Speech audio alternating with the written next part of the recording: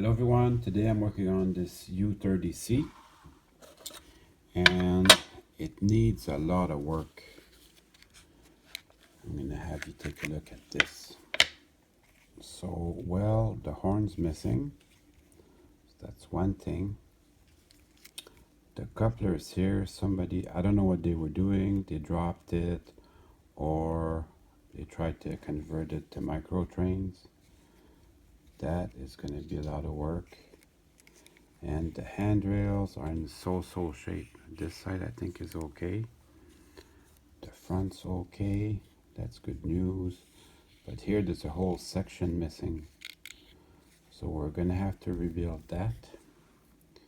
Here, this one is okay too. The paint's actually not bad. It's just the handrails. And I have to do something about the couplers.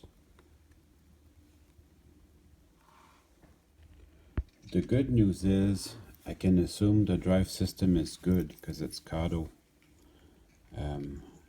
Naturally, this engine did not do well in the auction, so I got it for about $40 plus shipping, which is fine by me.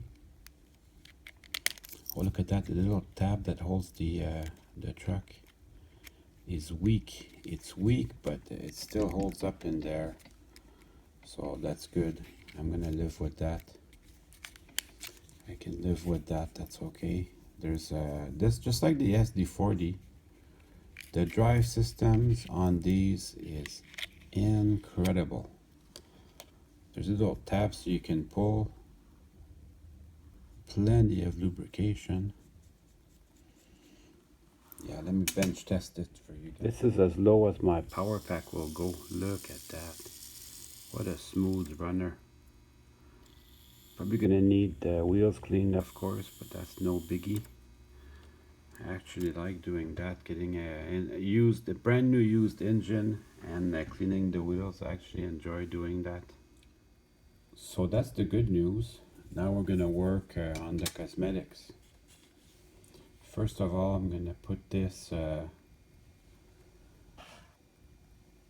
I'm gonna clean this with my toothbrush and some dish soap under my tap. And then we'll see what we can do about couplers. The paint on this is in relatively good shape, so I'm gonna let this dry while I work on my drive system.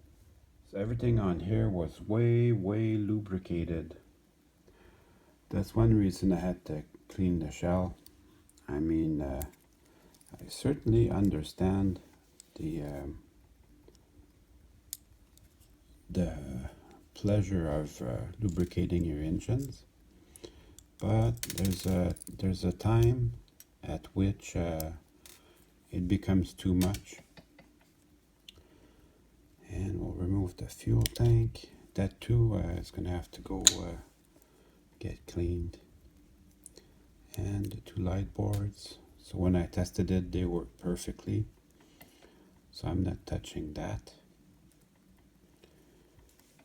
I ordered some more LEDs, so eventually I'll be putting ditch lights on these type of engines.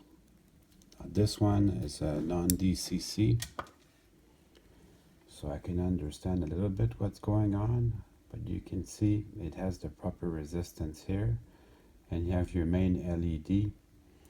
So all I would have to do is probably connect something to here. This would probably give me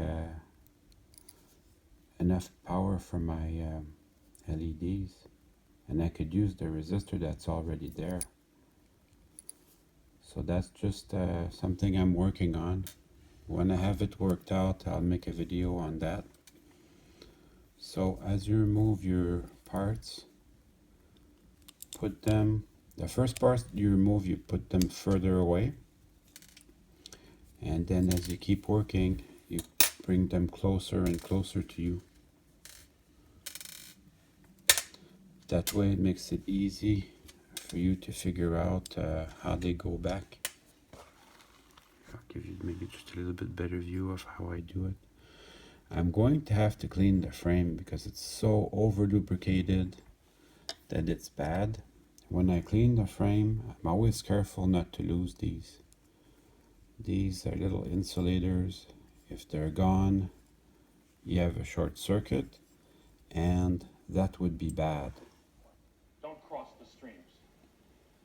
Why? It would be bad. Also, you can remove the contact strips. I just cleaned them with my fingers like that.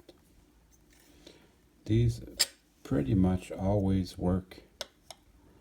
That is a great design. And then you have your main components. Everything looks pretty dirty. So these, they get cleaned.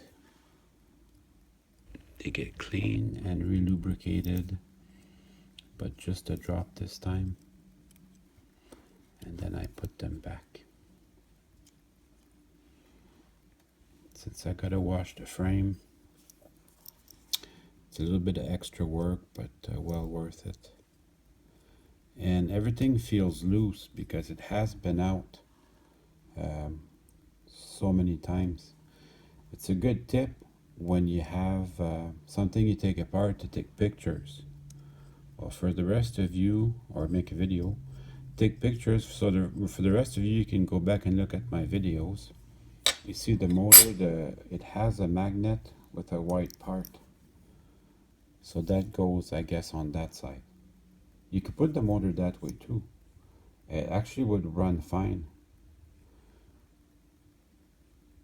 And to keep the proper direction, I think it would have to be like that. Yeah, you could put it back. It only goes one way because of the shape of the cradle, but you could go like this and your engine would still run. So it's nice to have the video. If I go like that, it'll keep the proper direction. I can take it out of the cradle, flip it like that, it'll go the opposite direction. So you can do that if you want. Me, I prefer to have it, if I have a choice, I want it to look like an original engine, so I'll put it back that way. Do you have any engines that go the opposite direction? Well, that was why. The little worm gears, I won't necessarily do them under my tap. I'm just going to use a little screwdriver, remove all this fuzz. That's not enough to keep it from running, but since I have it in my hands, I much prefer to have it perfect. So there, the little fuzz is gone. I cleaned the rest of it, mostly with my rag. So I will twist it in there, just to clean everything out.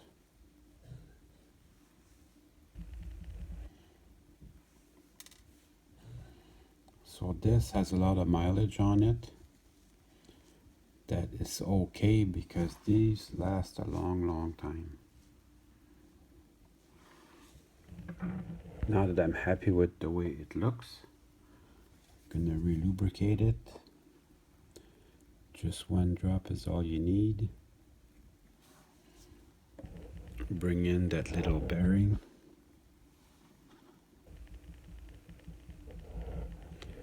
And the U-joint.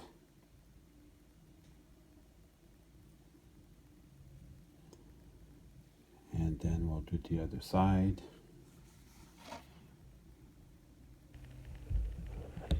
And that's all you need is 2 drops. Now I can reinstall it in my frame. The motor, this one's actually great. There's no need to touch it. If ever you get the idea of, say, I'm going to polish up the flywheels with some steel wool, do not do that. The steel wool gets attracted by the magnets and you really can't get it out of there. So steel wool has to stay away from this big time. So I keep rolling it. I make sure there's no interference with anything. That is part of my technique.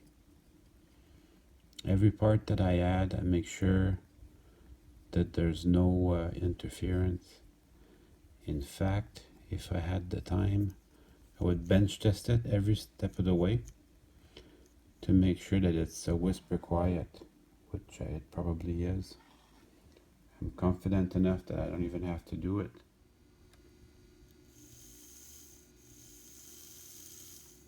See what I mean? Whisper quiet. My drive system is coming along nicely. Now it's time to start thinking about my drive system. So I could shave this off and put in a rapido coupler, basically restore it to where it was before. But since I have everything apart, I think I'm going to do a nice job and do a microtrains conversion. There's very nice kits that are out there that do a nice job. So all I would have to do, the kits are provided with the screw, but I glue them in and it works out to be the same. So all I would have to do is glue this in, put my coupler in, and that's the end of the video, and that's that. But since maybe some of you don't want to wait for a kit to come out, don't want to order a kit, or you don't have the money, I'm going to show you how to make your own conversion kits. So I'm going to be using an old gift card. So this is a source of styrene that you can have. So any kind of packaging or an old gift card you can use for a source of styrene. I'm going to be using this microtrains conversion kit as a guide, just letting you have a good look at it, how they are. They're great if you have the patience to wait for the mailman to deliver it. If you have the money, you should definitely use that. So I'm using the microtrains conversion kit as a guide, but I'm going to cut this with my scissors. They have, you can use whatever you want, X-Acto,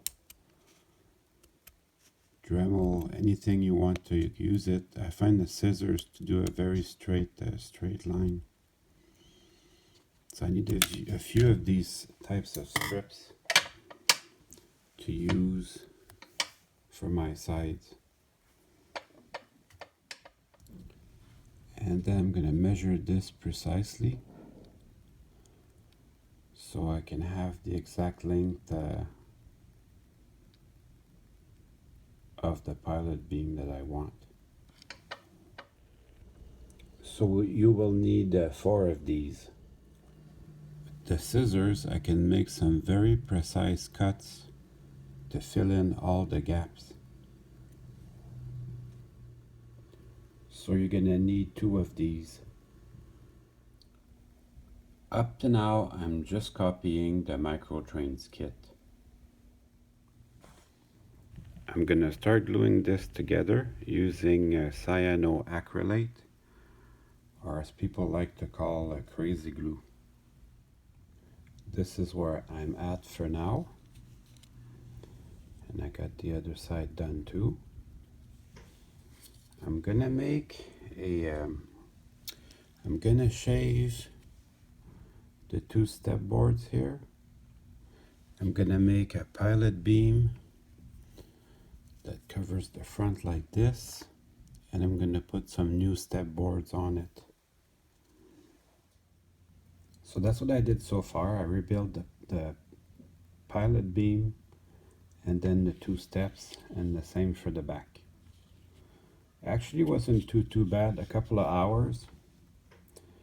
It's good to know how to do that, just in case you drop an engine, maybe you break that part.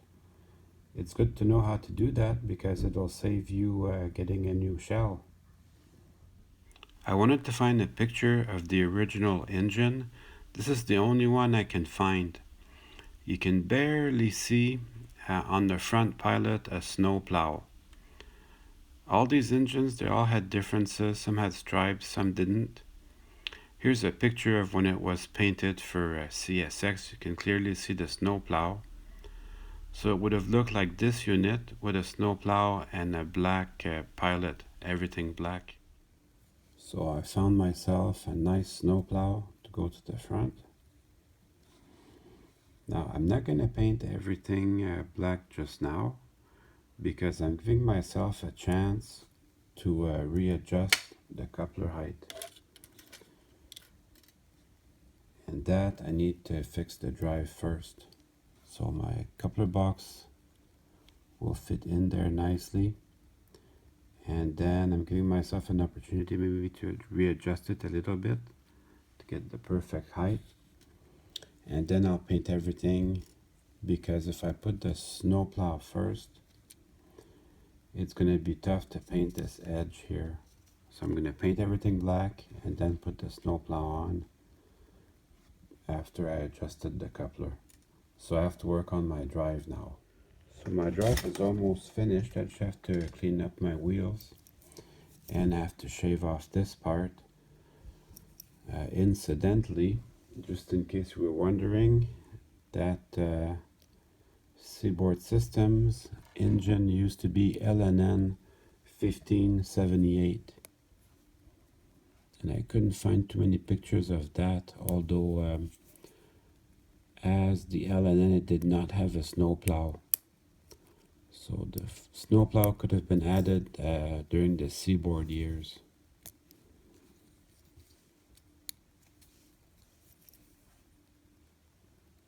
That's actually a little bit of fun to do the research on your engines. I always like to have a picture of the actual engine when I do this. The snowplow is not going to be too much work to do, so that's kind of a good project. Fun and easy. Here's the reason why I waited so long to clean the wheels. It's because as I grind down the coupler, what's left of the coupler box in the front of the gearbox, there's going to be maybe shavings that get in the gears, so that's really bad. So I clean it after so I can get rid of all that stuff. I might just take my X-Acto knife to it. Let me get these going and then I'll decide which way is better to go. These wheels, they're interchangeable, so you don't have to worry about mixing them up. If you do, it's okay.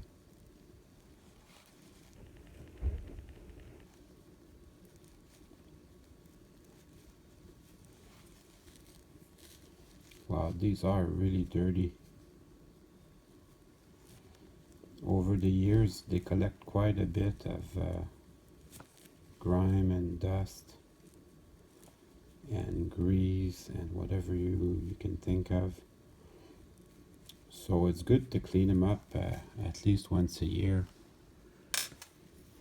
I like doing that, you know.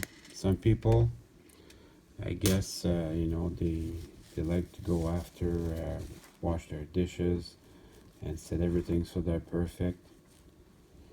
Me, washing my engine wheels till they're perfect, I don't know, just feels good. It's like making puzzles, you know, after you're done, it's just a good feeling. So let's take a look at this gearbox. These are the two methods you could do on this. You can just shave it with your X-Acto or use your Dremel. Yeah, you can see all the grime here. But even with all this grime, these will be good runners, and I don't grease them up. They don't really need any lubrication. Although it's had lubrication before. What's this little piece here in the gear? That's definitely not good. So that's why you have to take them apart, really. I think it's a little piece of wood or scenery. So it probably didn't interfere with the drive, but that's not acceptable. I think for this gearbox it's going to be X-Acto. You know, I was showing the Intermountain engine a couple of weeks ago. and that had the plastic had become hard. Look at this, it's 30 years old and the plastic is still soft.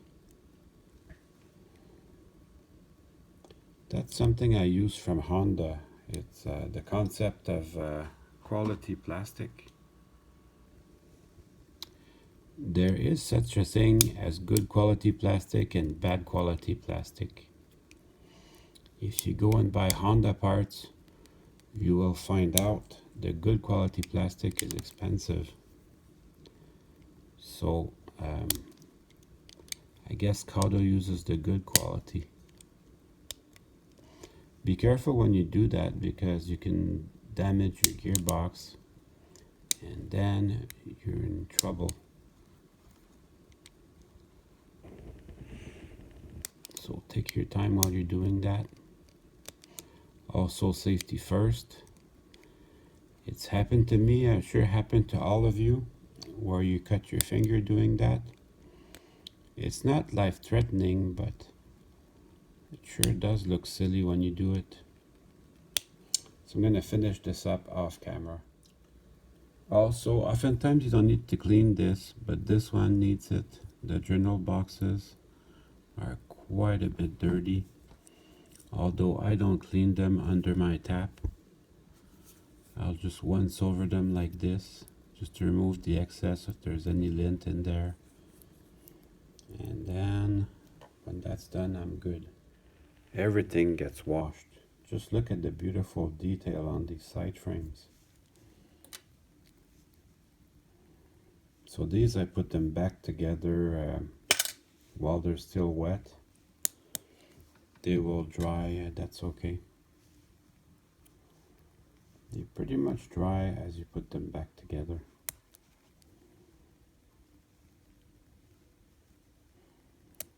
So every step of the way I check them just to make sure everything's ship shape.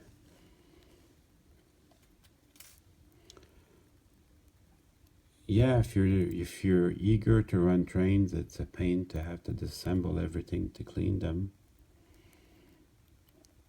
But if you want to have the optimal performance, you gotta do it. You gotta keep your track clean, of course. That only makes sense. If there was lint or any particles in my gears, I would feel them now. Looks real good. And then I put on my side frames. Now one of these was, you should feel no rolling resistance whatsoever when you get to that point. One of these, the little tabs here that hold the truck and the engine were worn out, so I'm going to be real careful about that. But no, that looks real good. I'm going to do the other one off camera. Now I'm ready to put everything back together. I've still got a lot of work to do on my shell, but now I'm going to be able to adjust the coupler height, so that will be then I'll be able to paint everything. And don't forget, I got some handrail stuff to do. Yeah, so these, you need them. Little insulators. I'm putting them first so I don't forget them. Everything goes right back on here. And I'm gonna start my screws, but I'm not going to tighten them.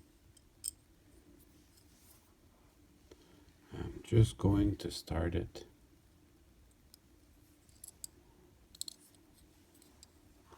And that's all I need.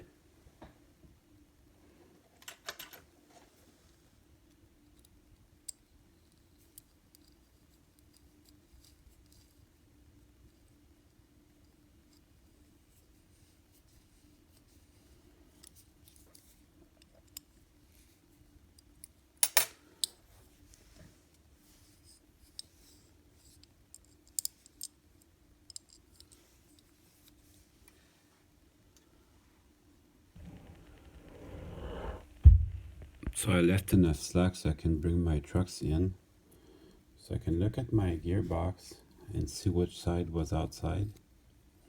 Oh, you know what? I better put the contact strip back in first. That would be smart.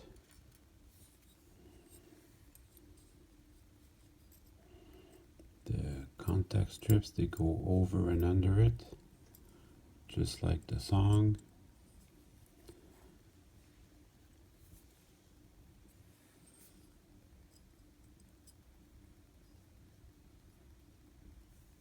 Little hair there. We can't have that.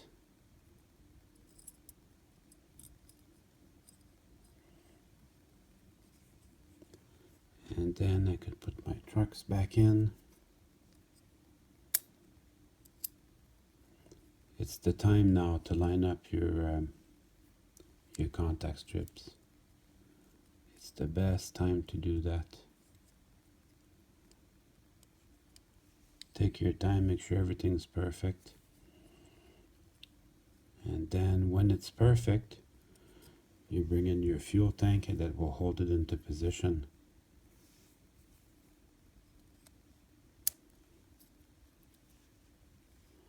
Oh yeah, looking real good. So the fuel tank has a direction, but basically the fuel filler cap goes to the front.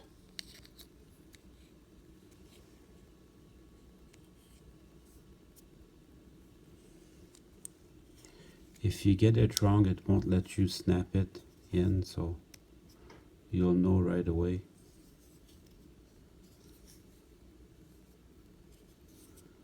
That looks good to me. So I'm going to tighten my screws. Use gravity as your friend to hold your trucks into position. They don't need to be super tight, just hand tight.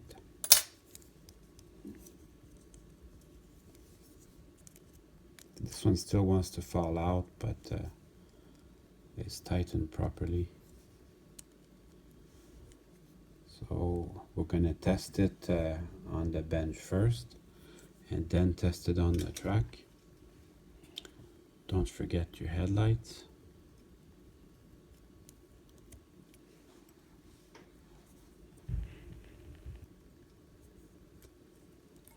And I'm also going to put the light shade back on at this time because I have a tendency to forget that. Now I've only got my couplers and my horn that's left as my parts, so that's good. No leftover parts.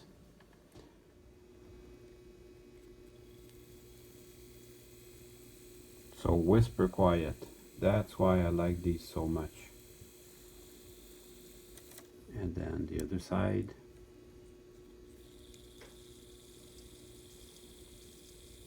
Perfect. Let's see what we got. This is the real test.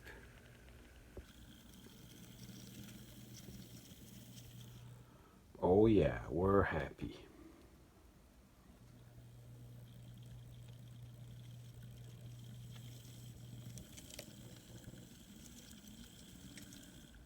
Now that's what I'm talking about. Now all I've got to worry about is the cosmetic stuff. But I'm gonna start with my coupler height, making sure that this is gonna work out to be perfect. Do you remember my KD coupler height gauge? That's what it's for. It's for checking that my coupler height is perfect, so I don't have to make any changes here. And the back one also worked out good, so I won't need to make any changes here either. Perfect. I took the shell apart so I could get to my handrails. I still need to make this section here. And also some of the little pilot handrails came detached. So I'm going to use some crazy glue and reattach them. Also, taking it apart is going to make it easy to paint the pilot beam black. What I use for that is I'll use some twist ties. I get them from garbage bag, or this one's from my dry cleaner. So I take these twist ties and I use the little wire that's inside. It's about the correct size for N-scale handrails. So I'll just remove the plastic or paper insulation, whatever the case may be. I'll just remove that, and I clean the wire that's inside there. It's malleable enough that you can make it straight just by running through your nails there.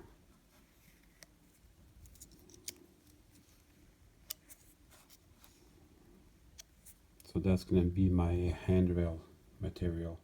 So I will take the very best part, and that will become my new handrail. I make it just a tiny little bit longer than the section I need.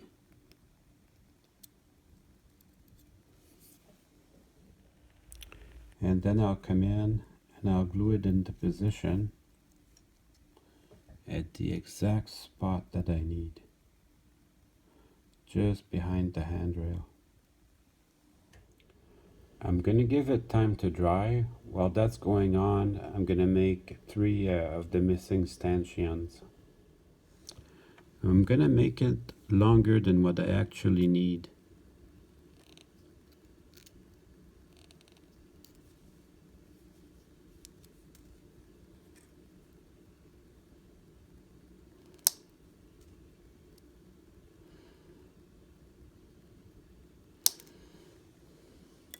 Then I have to wait for it to dry.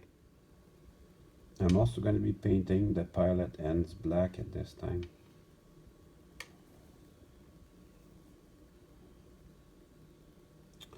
Since everything's adjusted properly.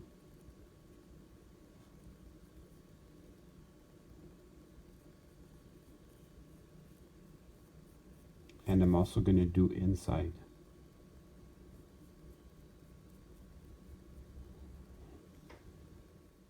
So this is the end of my pilot beam. Painted black, looks awesome. And I'll put together my little stanchions, just like so. Now that everything's dry, I can come in with my nail clippers and take off the extra.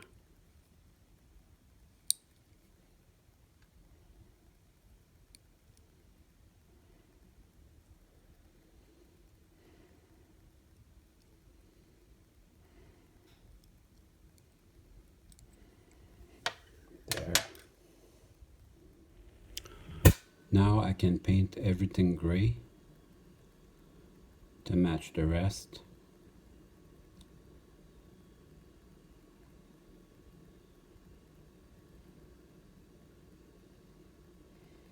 And I'm also painting my horn at the same time. Now I'm going to put everything back together.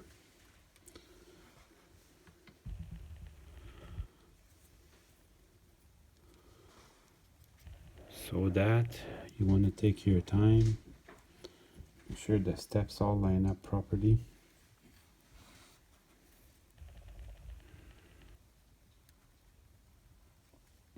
Painting all this away from the shell, it allowed me to make a nice neat integration between the walkways and the ladders and the parts that I repainted.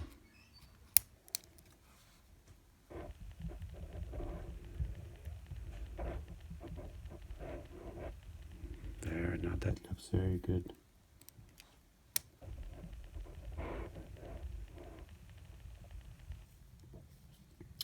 And these should be held together nicely by the top part of the shell.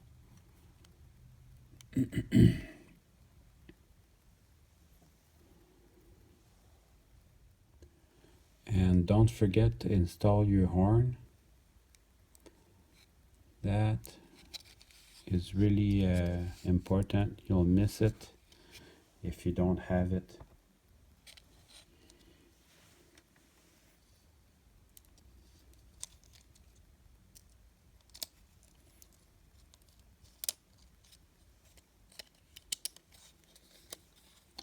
There's two little tabs down here that will hold the shell together, and the windows up here that will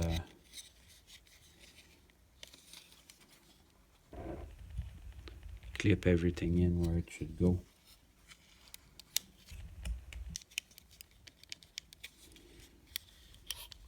Just going to make sure these are clipped in properly, and then I'll put my handrails back into their place. So I just wanted to show you my final result from the front pilot and the rear pilot, and then we could put everything back together. There's one little thing that could be a problem here. It's if my coupler boxes interfere with the front trucks. Now, this particular model that I used, there's no problem. There's plenty of room for the trucks to work. Nothing interferes. So I consider that a success. And now it's time to run some trains. Well, I hope you enjoyed the video. I certainly had fun making it for you.